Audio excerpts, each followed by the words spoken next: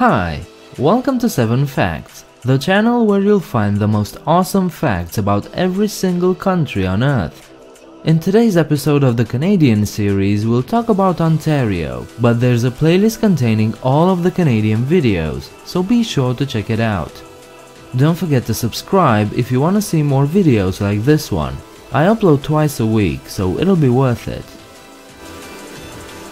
People have lived in what is now Ontario for more than 12,000 years, so way before any Europeans arrived. French and British exploration and colonization commenced in the 17th century and resulted in the gradual expelling of the native Algonquian and Iroquoian nations to the fringes of the territory. The British established trading posts on Hudson Bay in the late 17th century and began a struggle for domination of Ontario.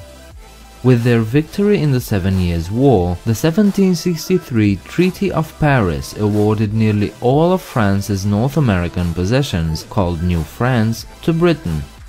For a while, Ontario and Quebec were joined together as a single colony called the Province of Canada. But a political stalemate between the French and English-speaking legislators, as well as fear of aggression from the United States during the American Civil War, led the political elite to hold a series of conferences in the 1860s to effect a broader federal union of all British North American colonies. The British North America Act took effect on July 1, 1867, establishing the Dominion of Canada, effectively creating the confederation we simply know today as Canada. The former Province of Canada was divided at this point into Ontario and Quebec so that each major European linguistic group would have its own province. The second largest province in Canada, Ontario covers over 1 million square kilometers, making it larger than France and Spain combined. A big part of this landmass actually features lakes and rivers. How big of a part? You have no idea. 250,000 lakes and over 100,000 kilometers of rivers cover Ontario, which is an insane amount. Combined, these lakes and rivers hold 20% of the world's entire fresh water. Thus, it's not really that surprising that Ontario was named after the Great Lake Ontario, which means beautiful lake in Iroquois. Toronto is the province's capital and the largest city in Canada. A global city, Toronto is a center of business, finance, arts, and culture, and is recognized as one of the most multicultural and cosmopolitan cities in the world. Initially called York, Toronto was captured and sacked by US troops in the War of 1812, which became the main reason for the burning of Washington, D.C. by British forces later in the war. Nowadays, Toronto enjoys a lot of prosperity and is home to nearly 6 million people that belong to over 200 distinct ethnic groups. It's also North America's third largest film and television production centers. Over 25 million tourists visit Toronto each year, making it one of America's showcase cities. Toronto isn't the only important city in Ontario. Canada's capital city, Ottawa, is also in this province. Founded in 1826 as Bytown and incorporated as Ottawa in 1855, the city has evolved into the political center of Canada. On New Year's Eve 1857, Queen Victoria, as a symbolic and political gesture, was presented with the responsibility of selecting a location for the permanent capital of the province of Canada. In reality, of course, the city was already chosen by the government due to its isolation from the US, its location midway between Toronto, Kingston, Montreal, and Quebec, and its proximity to the border between the French and English-populated provinces. Nowadays, it's one of Canada's most beautiful and cosmopolitan cities, full of museums, research centers, and having no less than 35 major festivals throughout the year. Every country has its secrets, and Canada is no exception. During World War II, Canada operated a spy school near the town of Whitby. The young men were trained to spy on the enemies of the Allies. Trainees at the camp learned sabotage techniques, subversion, intelligence gathering, lockpicking, explosives training, radio communications, encoding and decoding, recruiting techniques for partisans, and the art of silent killing and unarmed combat.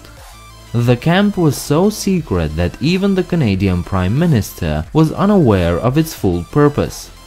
Two famous men made up the class roster: Ian Fleming, creator of the James Bond series, and Roald Dahl, author of children's books such as Charlie and the Chocolate Factory. Fleming's stay at the camp is disputed though, but we do know that he did at least visit the camp and had stayed at the hotel in Toronto near St. James Bond United Church.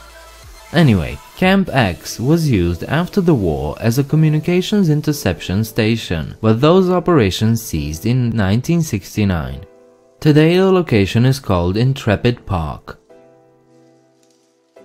A well-known geographic feature is Niagara Falls, part of the Niagara Escarpment. Niagara Falls is the collective name of three waterfalls that straddle the international border between the Canadian province Ontario and the American state of New York. They form the southern end of the Niagara Gorge. The falls are between the twin cities of Niagara Falls, Ontario and Niagara Falls, New York. The Canadian part of the falls is called the Horseshoe Falls, and it's the part everyone is thinking about when talking about Niagara. Approximately 90% of the Niagara River flows over Horseshoe Falls, while the remaining 10% flows over the American Falls and Bridal Veil Falls on the US side. What you may not know is that during the 1950s, the US Army Corps of Engineers filled in land and built diversion dams and retaining walls to force the water away from Terrapin Point, the observation area on the American side. This has led to the elimination of roughly 120 meters of Horseshoe Falls. Yonge Street is a major route connecting the shores of Lake Ontario in Toronto to Lake Simcoe, a gateway to the upper Great Lakes. Until 1999, the Guinness Book of World Records repeated the popular misconception that it was 1,896 kilometers long, and thus the longest street in the world. This was due to a conflation of Yonge Street with the rest of Ontario's Highway 11. Yonge Street is actually 86 kilometers long, which is still pretty damn long, although today the Guinness Book of World Records no longer lists the street as the longest one in the world. The street was actually fundamental in the original planning and settlement of Western Upper Canada in the 1790s when it was constructed, forming the basis of the concession roads in Ontario today. Once the southernmost leg of Highway 11, linking the capital with northern Ontario, Yonge Street has been referred to as Main Street, Ontario. These were 7 facts about Ontario. If you enjoyed the video, please leave a like and subscribe. Share your thoughts downstairs in the comment section, and afterwards check me out on Facebook and Twitter. A good way to offer more support to this channel is through Patreon. Link in the description.